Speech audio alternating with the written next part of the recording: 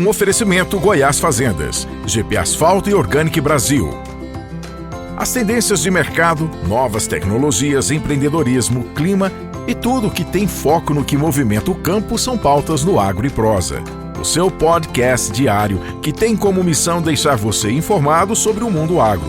Divino Ronaldo conduz de forma descomplicada e interativa entrevistas com os maiores especialistas deste mercado. Então vem com a gente! Está começando mais um episódio do Agro e Prosa Podcast. Hoje eu vou entrevistar duas feras. Eu vou entrevistar a Carla Kudlawiec, pesquisadora da área de fitopatologia e biológicos da Fundação MT. Outra fera é o Felipe Araújo, que é pesquisador da área de fitotecnia também da Fundação MT. E o tema do nosso bate-papo vai ser anomalia das vagens da soja e quebramento das hastes. Como sempre, eu gosto de começar com as damas. Carla, um prazer ter você aqui, seja bem-vinda. Oi, meu divino, o prazer é todo meu, uma satisfação estar aqui contigo hoje para esse bate-papo. Ô Carla, eu pronunciei correto, é Kudlawiec ou tá errado? Tá perfeito, pronúncia correta, Kudlawiec. Me conta a origem desse nome tão bonito. A origem do meu sobrenome é polonesa. Eu tenho um certo grau de dificuldade aí com o de praxe dos sobrenomes poloneses, né? Temos vários encontros consonantais, né? W, Y, mas a pronúncia ficou correta aí sim, divino. Você trabalha na Fundação MT, é pesquisadora, mas você não é mato-grossense ou é mato-grossense? Não, eu sou paranaense, nascida lá em Curitiba e vim para o Mato Grosso aí, estou entrando para a terceira safra. Eu cheguei aqui no mês de outubro de 2020. Tem um tempinho aí que eu já acompanho as safras aqui na região do Mato Grosso. Você se graduou lá em Curitiba? Me graduei lá da UFPR, lá em Curitiba. E depois você saiu para estudar fora também ou continuou lá? E aí na pós-graduação, né, na especialização, eu acabei indo para Piracicaba. Então eu fiz meu mestrado lá na Exalc em Piracicaba. E da Exalc você foi para a Fundação MT? Exato, e agora estou aqui no Mato Grosso. Então foi uma transição rápida e direta aí. Muito bem. Felipe Araújo, muito bom ter você aqui também. Seja bem-vindo. Que isso, Divino. Eu que agradeço aí pelo convite. É uma satisfação, uma honra poder estar participando com vocês e conversando com o público aí, abordando essa temática que é polêmica, né? E vamos trocar uma conversa aí, nós todos aí. Eu, você, a Carla, vai começar um papo. Você é paranaense ou você é mato-grossense, Felipe? Também, Divino, assim como a Carla, eu vim para lá, tá? A situação da Carla vem da capital, vem do interior, especificamente da cidade de Londrina. Acabei fazendo a minha graduação, tá? Foram lá os seus 5 anos de graduação, mais 2 anos de pós-graduação, mestrado também na Universidade Estadual de Londrina, focado na área de patologia e doenças de plantas, né? E finalizando o mestrado, então, recebi a oportunidade de vir para o Mato Grosso. Já desde 2019 no Mato Grosso, comecei no estado com pesquisa, em Primavera do Oeste, e na sequência já tive a oportunidade de me juntar ao time da Fundação. E aí já se vão 2 anos e um pouquinho aí já de Fundação Mato Grosso, né? Conhecendo um pouco do estado, que tem tamanho continental, não é fácil para ser Mato Grosso. Muito grande, né? E assim, Divino, a cada 150 quilômetros, 200 quilômetros que você anda de estrada, é uma realidade completamente diferente da outra, né? Então, eu acho que para conhecer o MT como um todo, vai a tempinho, não é da noite pro dia. Vamos ver esse processo aí. Gente, Paraná é um berço de excelentes profissionais e com certeza vocês estão na Fundação MT, não é à toa. Carla, eu gostaria que você nos contasse o que é a Fundação MT, qual que é o objetivo, há quanto tempo que ela existe? Divino, inclusive esse ano aí a Fundação completa 30 anos de existência, então já há 30 anos que ela se consolidou aqui no estado do Mato Grosso, né? Foi muito importante lá quando iniciou-se o cultivo das áreas aqui no estado, né? Então, várias etapas aí durante o processo de início dessas lavouras, né? Abertura de áreas, né? Todo aquele processo inicial. A Fundação sempre esteve aí ao lado do produtor, colaborando, trazendo informação, ajudando na solução de vários problemas, né? E, então, como eu comentei, esse ano nós fazemos 30 anos de existência. Dentro da história, né? A Foram vários momentos em que a pesquisa fez diferença na vida do produtor, né? Problemas como o cancro da haste, né? Aquele problema inicial lá do estabelecimento da cultura, que foi muito importante e que a Fundação fez parte, né? Junto com outras instituições, para o produtor resolver esse problema, né? Então, desde a sua história, isso fazendo parte da vida do produtor. Hoje, ela conta com 12 áreas do conhecimento, então ela é conhecida aí pela sua multidisciplinaridade, né? A gente atua em várias áreas. O interessante é que aqui internamente a gente consegue conversar com todas as áreas, né? Então hoje a nossa conversa aqui é fitopatologia com a fitotecnia. Nós sempre fazemos interações com as áreas da pecuária de corte também, né? Interação com pragas. Então a gente sempre busca aí atuar em conjunto com as diversas áreas que a gente tem a possibilidade de permear dentro da fundação, né? Justamente em busca de sempre levar informação de qualidade, informação atualizada, também colaborar quando surgem desafios no campo, como é o caso agora da temática da nossa conversa de hoje, né? Então, a anomalia das vagens e o quebramento das hastes. Então, Felipe, o que é essa anomalia das vagens da soja e quebramento das hastes? Divino, eu vou usar um termo que pode parecer tendencioso, que seria o termo doença. Justamente quando a gente fala de doença, a gente pensa só no agente causal biótico, né? Mas uma doença ela pode ser causada por diferentes agentes, seja ele um agente biótico, no caso seria micro-organismo, né? Pensar na fungo, numa bactéria, ou também pode ser causada por situação abiótica, né? Que seria, por exemplo, uma condição ambiental que gerou uma reação negativa na planta, né? Que nós como produtores ou como pertencentes ao elo agrícola, uma reação que nós não gostaríamos que essa planta expressasse, pensando nas condições de produtividade que a gente espera dela, tá? Então vamos usar esse termo doença. É uma doença que tem acometido a soja, né? Aqui na região do Médio Norte, especificamente, principalmente quando a gente pensa do começo, né, até agora, e que o que nós observamos a nível de campo a partir de determinado estágio fenológico da cultura, a gente começa a observar alguns sintomas na vagem, né? E quando você abre essa vagem sintomática, geralmente esses sintomas parecem uma lesão aquosa, né? Tom mais de verde claro, às vezes. Você abre essa vagem sintomática porque você percebe grão apodrecido, né? Então, isso pensando na questão da anomalia. E quando a gente vem para a temática quebramento, não é muito difícil da gente distinguir, como o próprio nome diz.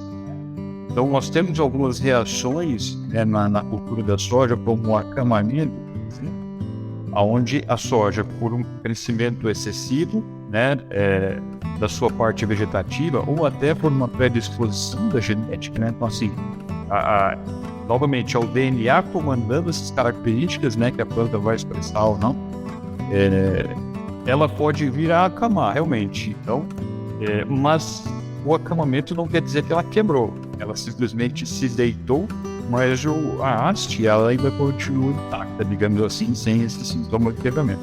E esse problema que a gente tem, que nós vamos abordar agora, que seria quebramento, você percebe às vezes até em plantas que estão eretas, que não acamaram, mas que por algum motivo, né, que a gente vai discutir até ao longo da nossa conversa, elas vieram a realmente romper a haste. Então você percebe que ela deita, e além dela deitar,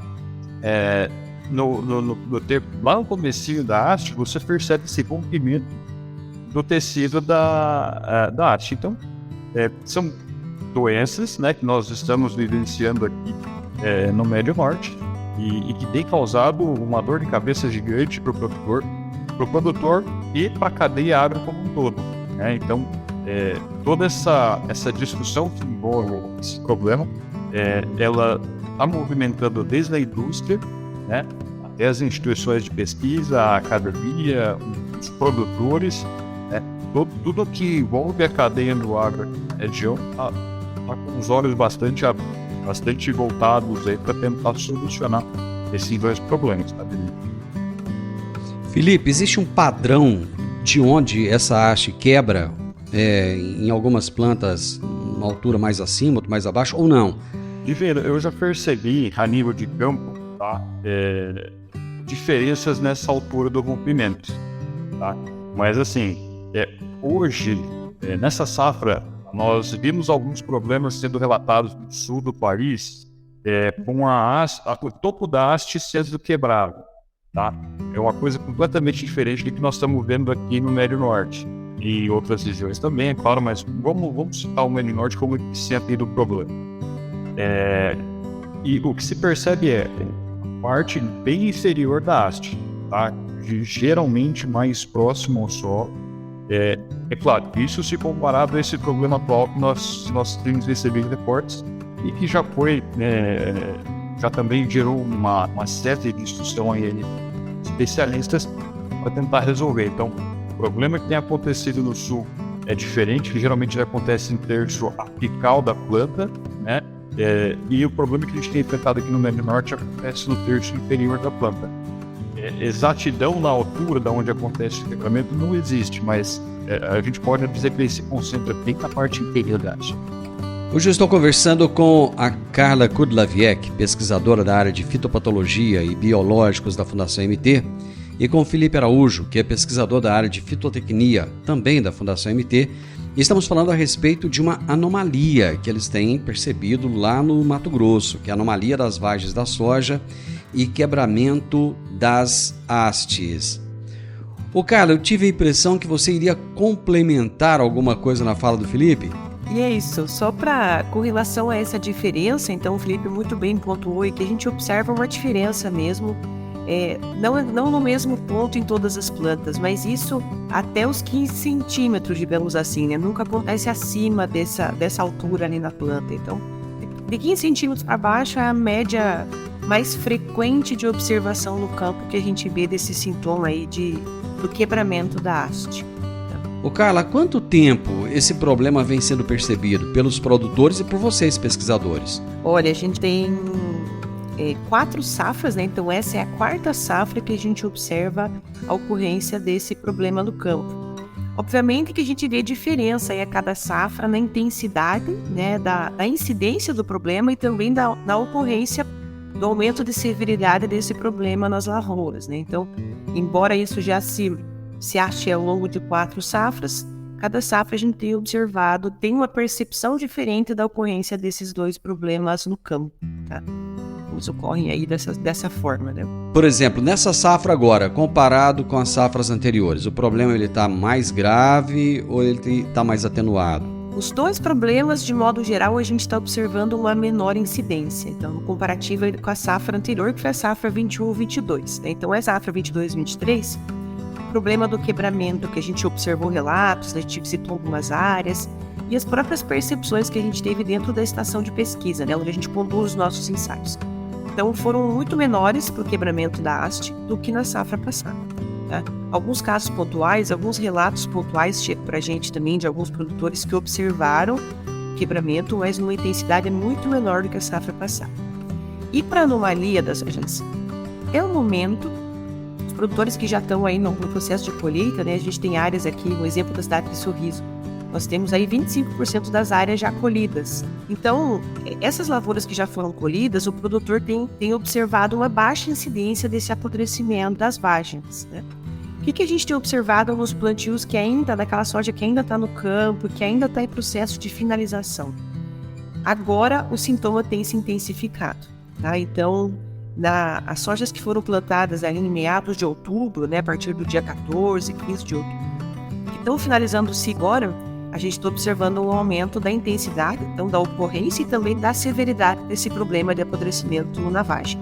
E também relato dos produtores que têm essas sojas aí plantadas avançaram um pouco mais na janela de outubro, que também estão observando que isso está acontecendo nas áreas comerciais também, aparecendo-se em todas e evoluindo.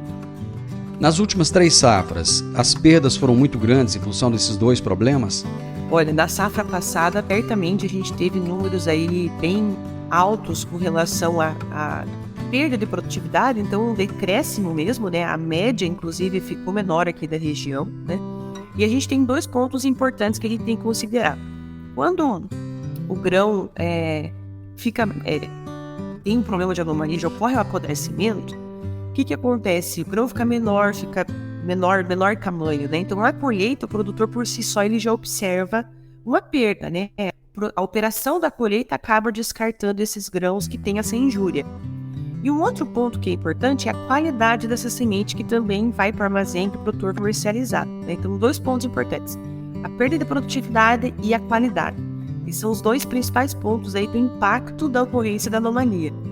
E por que eu foco nessa parte também da perda, né? Porque às vezes o produtor não consegue ver, mas ele sente isso, né? Tem uma expectativa de colher tanta safra hectare, e quando ele fecha na média, ele vê que ele colheu muito menos. E aquela soja que está no caminhão, que está no armazém para ser comercializada, ele observa que há uma redução da qualidade aí. E aí há os descontos, né? Então realmente o grão sofre essa injúria, né? Tem essa, a gente chama de grão avariado, né? E na leitura aí para comercialização, essa qualidade menor e inferior do grão acaba tendo descontos na comercialização. Então ele acaba perdendo na produtividade e perdendo também na comercialização pela questão da qualidade. Esse grão ele vai perder peso, logicamente, e ele vai ficar com uma cara daquele grão xoxo, né? Exato, ele fica um aspecto bem melhorado. Assim, a gente vê o tegumento todo enrugado, né? Um tamanho muito menor comparado a um grão sadio e, de fato, com uma qualidade inferior e um aspecto bem comparativo com os sadios. Ali, vou usar o termo aqui, bem feio, né? Então fica um grão feio ali na hora que você observa ele no caminhão, no armazém. Perde bastante a qualidade. Felipe, você mesmo falou que o Mato Grosso ele é continental. É um estado que realmente é muito grande e tem as suas variantes. Em que localidades do estado do Mato Grosso esses problemas vêm ocorrendo? E com a mesma intensidade em cada região ou não? São intensidades diferentes? O que nós percebemos, né? O problema teve como ponto inicial aqui o Médio Norte, tá? Ele avançou em abrangência, onde aumentou a sua área de ocorrência, digamos assim. E eu vou dizer para você que ele não ficou restrito ao Mato Grosso, tá? Ah, não? Não. Nós tivemos reportes de Rondônia, inclusive nós temos instituições em Rondônia que participam dos esforços de pesquisa dessa safra, tá? Nós temos reportes acontecendo, aí cabe esse entendimento se realmente é o mesmo problema, tá? Então nós temos reportes do problema acontecendo no sul do Tocantins e também em Minas Gerais. A Carla também acabou de receber um reporte de Santa Catarina agora, recentemente, né, Carla? Exato, a gente recebeu algumas imagens aí, alguns produtores que nos contataram justamente porque observaram uma certa semelhança com essa sintomatologia, né? Então a gente está em investigação também para ver se pode ser, a gente está falando da mesma coisa que a gente tem observado aqui, né? Então a gente está em processo também de identificação, né? Entender se pode estar correlacionado de fato com o sintoma ser parecido com o que a gente tem observado aqui no Mato Grosso. Perfeito, Livini. É só que assim, não vou precisar manter esse acompanhamento, tá? Para que não haja o sintoma de quebramento, ele não é tão difícil de distinguir, tá? Agora, o sintoma de apodrecimento, nós temos uma série de confundimentos que podem acontecer com esse sintoma específico, tá? Então, a associação, por exemplo, da ocorrência de antracnose. Então, assim, o acontecimento de antracnose pode gerar alguns confusões e as pessoas fazerem a associação. Olha, estou com um apodrecimento com anomalia aqui na minha fazenda, mas no final das contas é coletória, né, que é o patógeno causador. Outras conclusões que podem acontecer, uma possível deisceção, uma abertura natural da vagem, tá? Tem alguns materiais que têm já uma tendência genética para que isso aconteça, né? É claro que alguns produtores têm relatado que esse problema aconteceu com mais frequência em materiais que não apresentavam essa característica. Isso é algo a ser estudado, se tem alguma interação aí com condições externas, né? A gente está falando do clima, ou se também tem alguma relação com alguns patógenos que estão na planta, tá? Outra confusão que pode acontecer, por exemplo, é com o dano causado por percevejo. Então, às vezes o produtor observa ali no entorno da onde aconteceu a picada, né, do tivesse que perceber, ele acaba abrindo a vagem, vê que a vagem está com algum tipo de injúria e fala, olha, pode ser anomalia.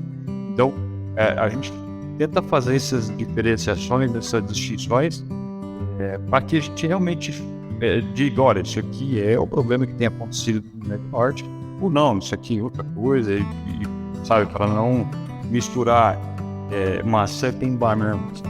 Ô Divino, e esse ponto que o Felipe trouxe aí dos confundimentos é muito importante, né? Então ele trouxe justamente os principais sintomas que podem gerar confusão com a anomalia mesmo. E o produtor, a gente é muito acessado para compartilhar esse tipo de informação e a gente sempre que tem a oportunidade fala desses outros sintomas que podem acontecer também junto com o problema de anomalia, né? Então, o pessoal que está no campo, consultores, né? O próprio produtor que visita sempre a sua área, está sempre atento ao que está acontecendo lá, né?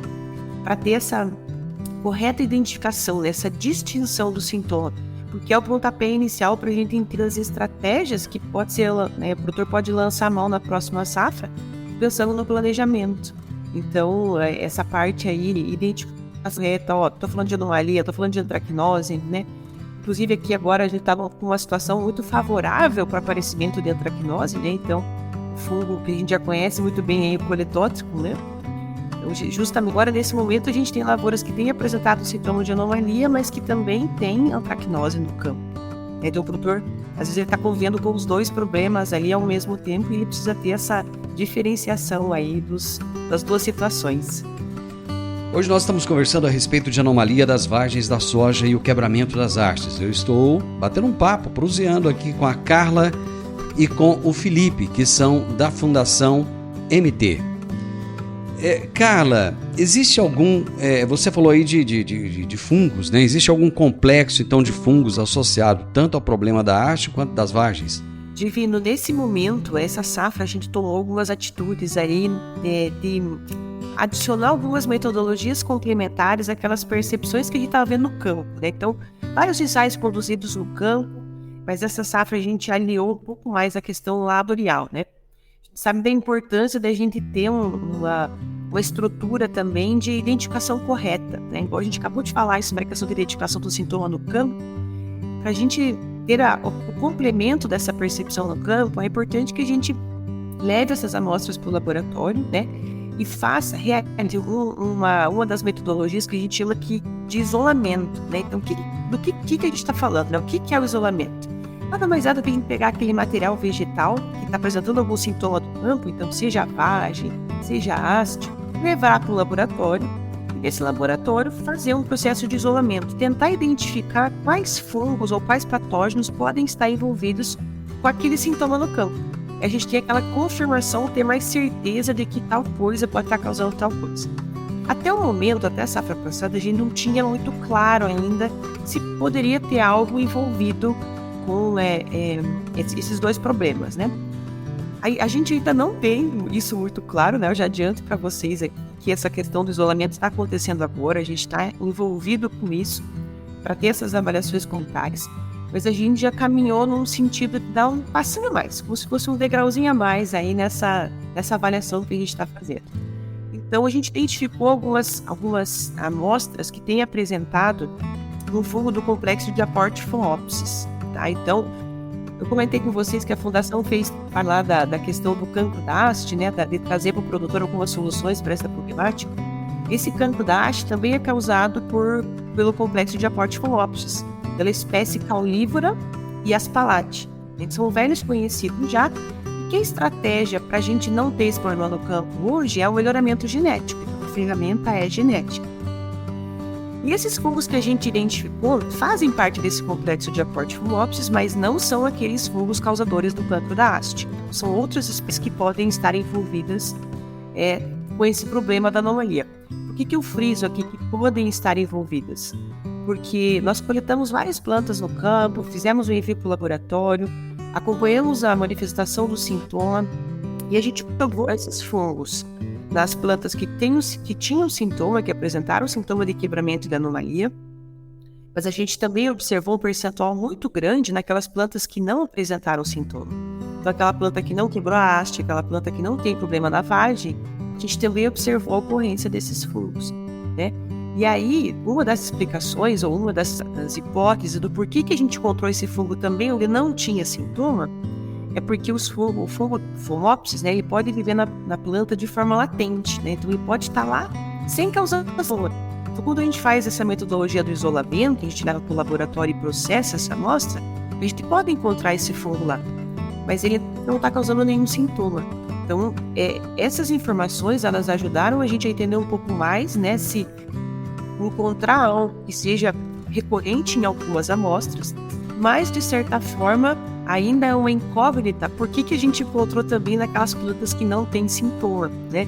Será que tem algo envolvido aí, a questão climática, algo que pode estar modulando, né, a ocorrência desse problema? Então, o fungo está lá vivendo de forma latente, e aí tem algo que estimula ele a passar a causar um sintoma, né? Isso a gente tem que investigar ainda, e é agora que a gente está avançando um pouco mais para essa questão. Então, existe esse ato com relação a algum complexo que pode estar envolvido com esse problema, mas a gente ainda precisa esclarecer vários pontos aí para tentar ter uma correlação mais assertiva. Felipe, os produtores eles são incentivados a levarem amostras para o laboratório? Por exemplo, aqui onde eu estou, existe um laboratório no Sindicato Rural em que começaram a surgir agora casos de ferrugem asiática. Então, os produtores eles são incentivados a levarem amostras, onde eles não têm nenhum custo para essa análise das amostras e tal, para saber se existem mais casos acontecendo. No caso de vocês acontece isso da mesma forma ou não? Olha, Divino, vamos lá.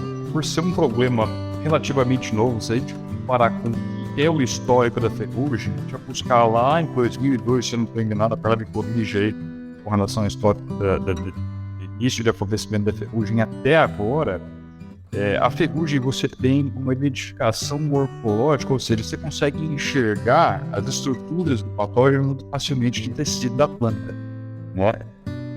No caso desse problema aqui que a gente está enfrentando, a identificação morfológica, com base nos sintomas e sinais que o patógeno expressa para nós, ela está confusa, né? Até porque nós temos, às vezes, processos de contaminação com outros micro-organismos que acontecem ao mesmo tempo no campo, né? Então fica essa dificuldade do entendimento da diagnose, né, de como a gente identificar o problema no campo. Ok, temos a dificuldade no campo, e como é que é no laboratório? Por ser uma situação nova, uma doença nova, né, existe todo um processo de avanço tecnológico para que o pessoal consiga definir, né? Olha, nós temos a capacidade de identificar o possível agente causal, não só pelas vias tradicionais, que seria o que a Carla acabou de trazer para nós, que seria o isolamento, a identificação da colônia do possível patógeno, né, das estruturas reprodutivas, mas também pelo sequenciamento de DNA, o sequenciamento genético, que precisa de todo o desenho, né, do possível primer para amplificar a região de identificação desse genoma, tá? Então, isso leva um tempo para ser desenvolvido, isso custa dinheiro, né? E toda essa situação que você acabou trazendo para nós, desse incentivo, né, que se tem os produtores para levar o tecido de identificação da ferrugem, isso também seria o adequado para essa situação que a gente está vivendo, né? Mas toda essa dificuldade de chegar numa técnica nova para modificar gera esse custo para fazer as possíveis análises laboratoriais, tá, Divino? Então, o que acontece? Não é qualquer um que pode chegar e falar, eu quero fazer. Tem custo envolvido para essa avaliação. É claro, quando se busca a solução do problema, esse custo acaba sendo irrisório perto do que o prejuízo que os dois problemas têm causado ao longo dessas 3-4 safras, né? Então, é claro, a gente tenta concentrar um pouco essa estratégia de coleta de tecidos para que ela seja feita de forma coerente, a ponto de buscar os comparativos científicos. Então, a gente precisa da planta sintomática, a gente precisa da planta assintomática em momentos diferentes para saber se na expressão do problema e do sintoma, se porventura o possível patógeno ele, né, começou a aparecer na planta, por aí vai. E ele precisa também de toda uma metodologia correta para coleta, né? Então não é simplesmente coletar a planta, colocar dentro do saco e mandar via SEDEX. Então nós estamos tentando buscar e ser mais correto e exato possível para evitar confundimentos com relação aos sintomas e para evitar contaminações desse tecido que vai ser criado com os patógenos que geralmente mascaram todo esse processo de análise laboratorial que é decorrido ou que vem depois desse processo de coleta, sabe, né? Deixa eu já aproveitar que nós estamos conversando, Felipe, aqui sobre esse assunto e me responde uma questão aqui que eu fiquei na dúvida. A escolha do material genético, ela pode ter influência? Por exemplo, uma soja precoce, ela teria uma predisposição maior a ter esses problemas ou não tem nada a ver? Olha, você trouxe uma situação interessante. Eu acho que até antes da gente tentar separar os padrões, né, sejam os padrões por hábito de crescimento ou por ciclo da cultivar, como a Carla bem disse lá atrás, no problema de cancro da haste, a principal ferramenta que se usou para poder driblar ou resolver o problema foi a ferramenta genética, né? Então, inserir as espécies de aporte que causavam problema anteriormente no processo de melhoramento genético. Então, cada vez que aparecia uma cultivar nova que tinha potencial de ir para o mercado, ela precisava ser submetida a esse teste de inoculação do patógeno para saber se ela era resistente ou não. Se fosse suscetível, se fosse sensível, ela era jogada fora, mesmo que todo o potencial produtivo que ela tinha. Claro, se fosse resistente, ia para frente, tá? Então, esse é o principal ponto. A resistência genética é a principal coluna, tá, para o manejo do problema, para lidar com o problema. Ok. Sabendo disso, é claro que algumas associações ou alguns padrões foram até obtidos na safra passada. Então, não se falou sobre hábito de crescimento. Tá? Então, materiais determinados sofriam, e realmente quando você pega o conjunto de dados para analisar e você faz essa classificação por hábito de crescimento, os materiais determinados sofriam menos pelo apodrecimento. É claro que você tinha os pontos fora da curva, materiais determinados, mas que apresentavam uma quantidade grande de incidência do problema, e os materiais indeterminados sofriam mais.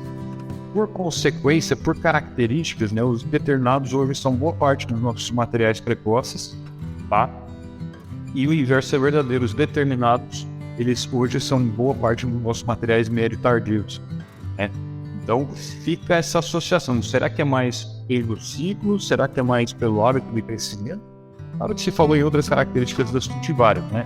Cor da pubescência, cor da flor, mas sinceramente fica um pouquinho difícil fazer essa associação entre que é a fisiologia das plantas e seus hábitos de crescimento diferentes e como isso pode interagir com um possível ataque de um patógeno para gerar essa reação que a gente enxerga tanto de anomalia quanto de quebramentos. Eu acho que vocês chegaram a citar esse dado lá atrás, mas como eu não tenho certeza, eu vou perguntar novamente em qual estágio da cultura estão sendo reportadas essas questões. Posso falar. Bom, o que a gente viu nas últimas safras aí? E o início desse aparecimento do sintoma do quebramento, né? Ele estava muito aí com relação ao momento, né, que o produtor observava isso no campo. Obviamente que o produtor vinha observando, acompanhando a evolução da lavoura, em um determinado momento ele começava a observar que as plantas quebravam, tanto de forma espontânea, como quando ele vai fazer o caminhamento lá na lavoura para observar algo e ele exerce uma certa pressão sobre plantas, né? Então ele escutava ali um barulhinho ali de quebramento das plantas. Então, para o quebramento, a gente não teve um momento exato, né? Às vezes, essa safra, inclusive, teve alguns relatos aí de no vegetativo já acontecer essa questão de dentro da haste mesmo. Ou então, lá mais para o reprodutivo. Para falar de anomalia, a anomalia a gente já tem um período determinado, né? Então, ali, a partir do estádio DR5.4, 5.5, que começa a observar aquele amarelecimento que o Felipe comentou lá no início. Então, você está olhando a vagem ali, você vê como se fosse um sintoma, um amarelecido, algo mais claro. Quando você pega aquela vagem, abre, o grão já está num certo estágio de deterioração ali dentro, né, no início do processo de deterioração. O que a gente tem observado essa safra? Que esse aparecimento dos sintomas está acontecendo um pouco mais à frente do que esse estágio de R5.4 e 5.5. A gente está vendo ali R6, né? E onde está ficando mais claro a gente vê o sintoma? R7.1. Então, no estágio de R7.1, que a cultura já está finalizando o ciclo, essa safra está ficando mais claro a gente observar a sintomatologia desse apodrecimento da vagem, né? Inclusive, tem algumas percepções nos dias de campo, nas que a gente fez com alguns produtores, de que essa safra, os materiais têm alongado um pouco mais o ciclo. Se o Felipe quiser complementar depois aí as percepções, né? Os produtores estão contando aí em torno de 5, 7, até 10 dias a mais no ciclo da cultura. Então isso também pode ter, de certa forma, uma interferência aí nessa percepção mais tardia dos sintomas também. Tá? Pensando aí nessa safra 22-23. Quer complementar alguma coisa aí, Felipe? O Divino, acho que a Carla citou essa questão do alongamento dos ciclos que vai nessa safra, né? Isso que ela comentou também a respeito do momento que a gente observar os sintomas, a gente pode resumir uma situação, né? Cada safra é uma safra, sabe? Então, o produtor ele vem de uma experiência de prejuízo relativamente importante nas últimas safras. Então, o que aconteceu? Ele veio muito preparado para essa safra com relação à escolha das ferramentas que ele ia usar para reduzir o prejuízo, tá? Então, o que ele fez? Ele entendeu como é que os materiais se comportam na janela de semeadura, fez uma escolha mais alinhada dos materiais genéticos, né, das cultivares, e se preparou com relação ao programa de fungicida. Tá? E aí, quando eu falo programa, é tudo. No momento que se faz a aplicação, a escolha dos sítios específicos, a adição ou não, que ela vai poder complementar depois para nós. Então, isso mudou a percepção que a gente tinha no momento de ocorrência do problema. Ou isso pode ter mudado. E outra coisa que o cara citou é o alongamento do desenvolvimento da cultura. Então, acho que a gente poderia associar a uma situação que aconteceu aqui no Mato Grosso, que não é tão comum assim. Foi uma frente fria que mudou o estado inteiro, digamos assim, né? Que aconteceu lá no começo de novembro, né? Então as temperaturas chegaram abaixo de 15 graus aí. E essa é uma temperatura, digamos assim, crítica, né? Para o bom desenvolvimento da cultura da soja. Então, não sei se essa frente fria ela é única e exclusivamente responsável por esse alongamento que a gente tem visto no ciclo, em algumas situações de até 10 dias, né? Mas que eu acho que ela contribuiu um pouquinho, sim, uns 3, 4, 5 dias aí, talvez, acho que ela pode ter contribuído. Então, isso é uma coisa que a gente tem percebido, esse alongamento do ciclo aí. E quando você pega toda essa interação, né, alongamento do ciclo, produtores melhor preparados, né, uma safra diferente da outra e doença sendo expressa de forma muito diferente conforme o ambiente estimula ela ou deixa de estimular. Quando você junta tudo isso aí, não é difícil imaginar que realmente aconteceria algumas mudanças assim, sabe? Carla, traga boas notícias para nós, pelo amor de Deus, né? De notícia ruim, o Brasil já está cheio. Existem fungicidas específicos para a mitigação dessas anomalias? Divino, gostaria de trazer mais informações, mas eu já vou adiantar para você que a gente está numa fase de avaliação agora. Então, essa safra, inclusive, aproveitar a oportunidade aqui para comentar da rede anomalia, né? Então, foi criada uma rede de ensaios, como o Felipe comentou anteriormente, até Rondônia nós temos áreas que estão conduzindo vários ensaios, né, para a gente entender da questão de fungicidas e também de cultivares, né. Acho que esses dois pontos são bem importantes. A gente viu que as cultivares apresentam sensibilidade ao problema, né, falando de anomalia, e também o manejo de fungicidas, que a percepção do campo é que influenciou, né. O produtor conversando com o vizinho ali, eu fiz tal manejo, eu fiz tal, mas eu tive menos, eu tive mais. Então essa percepção também veio por parte do produtor. E nós, enquanto instituição de pesquisa, também observávamos que tinham a diferença e os diferentes manejos, né? Quantas aplicações, que momento a gente entrar, quais produtos. Então essa rede foi criada aí sob coordenação da Embrapa justamente para colocar esses ensaios no campo. E essa fase que a gente está agora é de avaliação desses ensaios. Então foram aplicados vários fungicidas no campo, né? Dentro aí de um manejo ou individualizados, para a gente também entender a eficácia desses produtos para o problema, né? Está avaliando agora.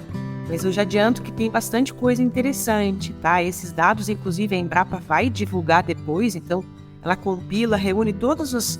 Nesse caso, são 9 ensaios, tá? É uma representatividade muito boa de ensaios, então nós temos aí 9 locais que estão conduzindo esses ensaios, e ela trabalha nesses dados aí para lançar a mão para o produtor aí um boletim técnico, um comunicado aí, uma circular técnica, que é o que tradicionalmente a Embrapa faz, né? Para compartilhar as percepções acerca dos fungicidas. Mas a gente vai ter algumas informações bem interessantes aí para poder trazer para o produtor para que ele possa usar já pensando no planejamento da próxima safra. Né? E a gente vê também diferença com relação à adição de multissítios, né? O pessoal da fitopatologia gosta muito de falar de multissítios porque realmente é uma importante ferramenta no manejo anti-resistência, né? Então, pensando em outras doenças, o produtor já está acostumado a trabalhar no campo, tipo mancha-alvo, cercose, parantracnose, velhas conhecidas dos produtores aí, né? A gente fala muito por essa estratégia de anti-resistência e também pelo incremento que eles dão ao controle, né? Então, a gente também testou esses multissítios aí no campo, a gente não se comporta qual que é a melhor performance, né? E outra informação que é bem importante é com relação ao momento de início das aplicações. Então, a gente também testou diferentes momentos, né, diferentes de entrada que a gente fala, para conseguir trazer uma informação mais concisa para o produtor acerca de qual momento talvez seja o mais importante dele fazer essa entrada, né? Então, será que eu faço uma aplicação entre 25 e 30 dias? Será que eu posso fazer uma em pré-fechamento, 35, 40? Será que eu tenho uma eficácia diferente, né? E eu observo a evolução do problema de forma diferente. A gente tem observado que tem alguma importância aí essas aplicações entre 25 e 30 dias. Né? Então, realmente, quando a gente faz algumas avaliações visuais, né? Obviamente que aquela avaliação que a gente quantifica, ela é mais assertiva, né? Mas na percepção visual que a gente está tendo agora rodando esses ensaios, é que a gente consegue observar uma certa redução ali na incidência do problema na vagem. Né? A gente sabe, assim, como eu comentei, de contar quantas vagens tem sintoma, inclusive isso é um ponto aí importante dessa safra, a gente trabalhou com a métrica, né? Então como que a gente está avaliando o problema? Para trazer uma métrica boa de comparação, todo mundo poder comparar o seu ensaio e poder avaliar, a gente precisa da estatística para avaliar isso, né? Ter a percepção do campo, aquela avaliação qualitativa, mas a gente também precisa de quantitativa para trazer números para o produtor, né? Cadeia do agro aí, saber quanto que ela pode estar perdendo para esse problema aí. Gente, eu espero que as pesquisas avancem, que vocês consigam bons resultados logo, até para vocês voltarem aqui, já contando para nós, né? O Felipe chegar aqui e falar assim, Divino, tem uma boa notícia. Já temos a solução do problema. A Carla vai falar assim, olha, o produtor não precisa se preocupar mais com esse problema, vai preocupar com o outro agora. Mas a gente sabe que não funciona assim, né? Não é desse jeito, não é no tempo da gente, mas o importante é que vocês estão fazendo um trabalho maravilhoso, esse trabalho está avançando, os resultados já começam a surgir e isso é o que é importante. Felipe, muito obrigado, cara, sua participação aqui foi muito legal. Que isso, Divino, eu que agradeço. É novamente uma satisfação por estar falando contigo, com esse público selecionado aí. E precisando da fundação, conta com a gente, né? Estamos aqui representando um pedacinho da fundação na figura da patologia, da tecnia, mas tem mais um monte de gente envolvida por trás aí dessa empresa que já tem um bom tempo de mercado e tem para poder ajudar o produtor. Carla, eu amei conversar com você. Você é um doce de pessoa, tem uma competência na sua fala muito grande. Eu estou encantado com você. Muito obrigado, viu? Obrigada, Divino. Eu agradeço aí. Obrigada, viu, Divino? Foi uma satisfação. Espero que a gente consiga aí em outra oportunidade, né? Você bem comentou aí, trazer algo. Olha, produtor, você pode ficar tranquilo com esse problema, porque a gente já conseguiu manejar, né? Espero dessa próxima oportunidade realmente que a gente tenha um pouco mais de informação. Agora, né, a gente já tem, como eu comentei, a gente está avançando aí no caminho, né? A gente tem que ter um pouco de paciência, igual você comentou, às vezes não é no nosso tempo, mas a gente precisa aí construir aos poucos para trazer aí esse fechamento e essa solução de forma prática para o produtor. Agradeço a participação, foi uma satisfação estar aqui contigo e com todos que vão nos acompanhar aí certamente. Eu estou muito feliz porque eu conversei hoje com a Carla Kudlaviec, esse nome bonito, esse nome forte. Ela é pesquisadora da área de fitopatologia e biológicos da Fundação MT. Conversei também com o Felipe Araújo, nome de artista, né? Felipe Araújo. Ele é pesquisador da área de fitotecnia da Fundação MT. E nós falamos a respeito da anomalia das vargens da soja e do quebramento das hastes. Um problema que tem deixado muito produtor aí preocupadíssimo. Siga @Agro e Prosa no Instagram. Se inscreva em nosso canal no YouTube. Desfrute desse espaço para ficar por dentro de todas as novidades do agro no Brasil e no mundo. O podcast é um oferecimento da Goiás Fazendas, investimentos inteligentes e um universo fértil de oportunidades. O programa de hoje fica por aqui, mas voltamos amanhã com conteúdo especializado e muita parceria, pois se o assunto é agro, é sempre uma boa prosa. Até lá!